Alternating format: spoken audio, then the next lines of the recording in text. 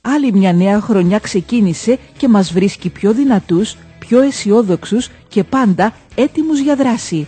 Σώμα Ελληνικού Οδηγισμού, τοπικό τμήμα Σιτίας. Το σύνθημα χρονιάς και φέτος είναι «Η πράξη είναι θέση».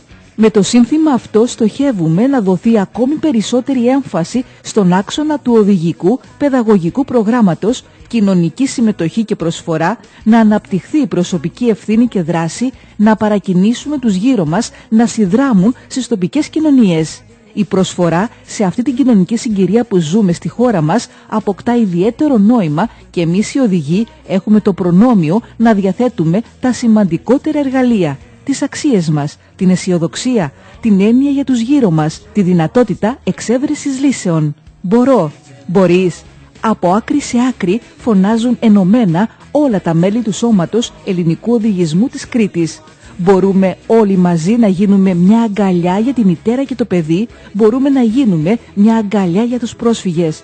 Το Σώμα Ελληνικού Οδηγισμού από την πρώτη στιγμή, πριν 4 μήνες, ήταν στην πρώτη γραμμή της βοήθειας προς τους πρόσφυγες σε Κο, Μυτιλήνη και Καβάλα. Σώμα Ελληνικού Οδηγισμού, τοπικό τμήμα Σιτίας. Για όλο τον Νοέμβριο συγκεντρώνουμε για μωρά, βρεφικό γάλα και κρέμες σε σκόνη, πάνες μωρών, μωρομάντιλα για μωρά και μητέρες. Για όλους, σερβιέτες, οδοντόκρεμες και οδοντόβουρτσες, αδιάβροχα ενηλίκων και παιδιών, σακίδια πλάτης, υπνόσακους, κουβέρτες τύπου φλής, πετσέτες, εσώρουχα για ενήλικες και παιδιά, κάλτσες για ενήλικες και παιδιά, μπουφάν για ενήλικες και παιδιά, αθλητικά παπούτσια ενηλίκων, μαντίλια για το κεφάλι, ρούχα εγγύων, σκούφους, γάντια, κασκόλ, βρεφικά ρούχα, παιδικά ρούχα. Όλα τα είδη πρέπει να είναι σε καλή κατάσταση και τα αναλώσιμα σε εμπορικές μη ανοιγμένες συσκευασίες. Καλούμε όλους τους συμπολίτες μας να φέρουν τα παραπάνω είδη στο χώρο μας κάτω από το Γυμνάσιο Σιτίας,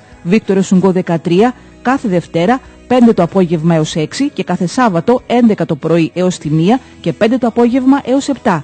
Τηλέφωνα επικοινωνίας 697 43 33 252 και 698 09 75 835.